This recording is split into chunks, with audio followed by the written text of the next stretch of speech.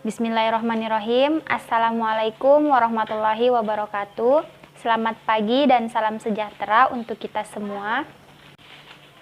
Perkenalkan, nama saya Nur Hidayati, Stambuk M1B1 18066, mahasiswi dari Fakultas Kehutanan dan Ilmu Lingkungan, jurusan Ilmu Lingkungan, Universitas Halu Oleo, kelas C. Di sini saya akan memaparkan tugas presentasi mata kuliah Pengelolaan Lingkungan Hidup yang judul materinya yaitu Kerusakan Masalah Lingkungan. Di sini rumusan masalah yang saya ambil itu ada dua. Yang pertama, apa itu masalah kerusakan lingkungan, dan yang kedua, apa penyebab dan dampak yang ditimbulkan jika lingkungan rusak. Tujuan dari materi saya yaitu agar dapat memahami masalah kerusakan lingkungan, mulai dari pengertian, penyebab maupun akibat dari masalah kerusakan lingkungan tersebut. Langsung saja saya akan membahas mengenai pengertian masalah lingkungan. Masalah lingkungan adalah aspek negatif dari aktivitas manusia terhadap lingkungan biofisik. Kemudian, permasalahan lingkungan yang akan kita bahas itu ada 7. Yang pertama, efek rumah kaca dan pemanasan global. Yang kedua, penyepisan lapisan ozon. Yang ketiga, hujan asam. Yang keempat, degradasi hutan dan berkurangnya luas hutan. Yang kelima, penurunan kualitas sumber daya alam. Yang keenam, pencemaran lingkungan.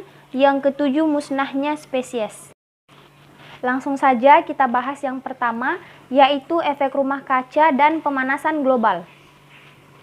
Efek rumah kaca ini disebabkan oleh adanya gas pencemar atau polutan. Polutan tersebut akan melapisi bumi sehingga sinar matahari yang berhasil menerobos, panasnya akan tertahan dan tidak dapat terlepas ke atmosfer bebas. Dengan meningkatnya efek rumah kaca, maka suhu di permukaan bumi akan mengalami peningkatan sehingga menyebabkan pemanasan global. Nah, faktor yang menyebabkan perubahan iklim di permukaan bumi yaitu erupsi vulkanik, perubahan orbit bumi, dan energi yang dilepaskan oleh matahari, kemudian kegiatan manusia berkaitan dengan revolusi industri. Nah, yang kedua yaitu penipisan lapisan ozon. Lapisan ozon adalah lapisan konsentrasi molekul ozon yang terdapat di stratosfer. Ozon adalah senyawa kimia yang terdiri dari 3 atom oksigen atau O3. Di lapisan atmosfer, ozon dapat mengganggu kesehatan, tetapi di lapisan stratosfer, ozon akan melindungi makhluk hidup dari sinar ultraviolet atau UV yang dipancarkan langsung oleh matahari.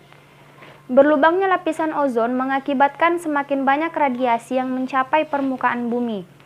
Berlubangnya lapisan ozon sebagian besar disebabkan oleh chlorofluorocarbons, hydrofluorocarbons, dan perfluorocarbons. Gas-gas ini biasanya digunakan pada AC, lemari es, emisi dari industri energi, semen, pulp, dan kertas. Yang ketiga yaitu hujan asam. Hujan asam adalah istilah yang digunakan secara luas untuk percampuran asam nitrit dan sulfit, baik secara kering maupun basah di atmosfer melebihi jumlah normal. Hujan asam berasal dari kegiatan vulkanik dan vegetasi terurai serta kegiatan manusia, yaitu pembakaran bahan fosil.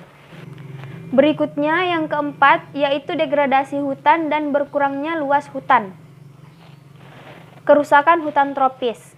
Ini disebabkan karena penjarahan yang dilakukan secara terang-terangan dan disebabkan karena kebakaran, faktor alam maupun ulah manusia yang tidak bertanggung jawab. Nah, solusinya yaitu implementasi instrumen perundangan secara konsisten dapat menyebabkan laju deforestasi. Kemudian kerusakan hutan bakau atau mangrove diakibatkan karena kurangnya pengetahuan masyarakat setempat mengenai nilai ekonomi yang bersumber dari nilai ekologi hutan mangrove.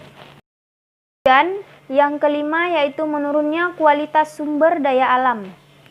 Merosotnya kualitas dan kuantitas sumber daya alam terjadi karena pemanfaatannya yang melampaui kemampuan pulih atau memang kerusakan sumber daya alam itu tidak dapat pulih. Di Indonesia, Terdapat sekitar 7 juta hektar tanah yang harus dihijaukan dan 5 juta hektar tanah yang masih harus dihutankan kembali. Kualitas sumber daya alam yang juga mengalami kemunduran yang parah adalah sumber daya alam air. Di berbagai wilayah, baik air tawar maupun air laut telah mengalami pencemaran yang merosotkan kualitasnya. 6. Yaitu pencemaran lingkungan.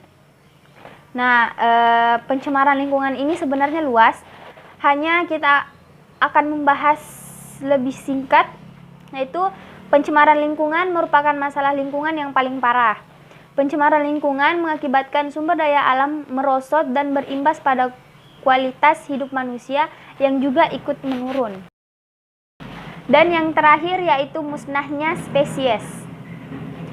Indonesia memiliki tingkat keanekaragaman hayati ketiga terbesar di dunia di samping Brazil. Karena memiliki hutan tropis terbesar ketiga di dunia, ada beberapa spesies di Indonesia, sebagian besar disebabkan oleh kerusakan hutan dan eksploitasi yang berlebihan. Kesimpulan yang saya tarik dari materi saya, yaitu saat ini dunia dihadapkan dengan berbagai macam masalah lingkungan yang kebanyakan disebabkan oleh ulah manusia itu sendiri. Untuk itu, kita perlu meningkatkan kepedulian kita terhadap kondisi lingkungan untuk keberlangsungan hidup generasi selanjutnya. Sekian materi yang saya paparkan, semoga dapat bermanfaat dan dapat menambah wawasan. Lebih dan kurangnya mohon dimaafkan. Saya akhiri, wabillahi taufiq wal hidayah. Wassalamualaikum warahmatullahi wabarakatuh. Terima kasih.